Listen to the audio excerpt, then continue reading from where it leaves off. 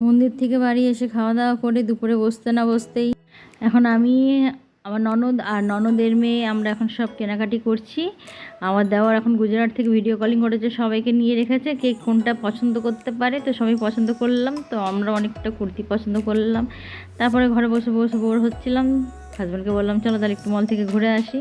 বাস চলে এসেছি মলে। মলে এসে পরে ছেলে তো প্রথমে মানে মলে পা রাখতে না রাখতেই প্রথমে বলবে আমাকে একটু গাড়িতে ঘোরা, সে গাড়িটা আর লোড নিতে পারছে না, ওইটা না গাড়িতেই যাবে।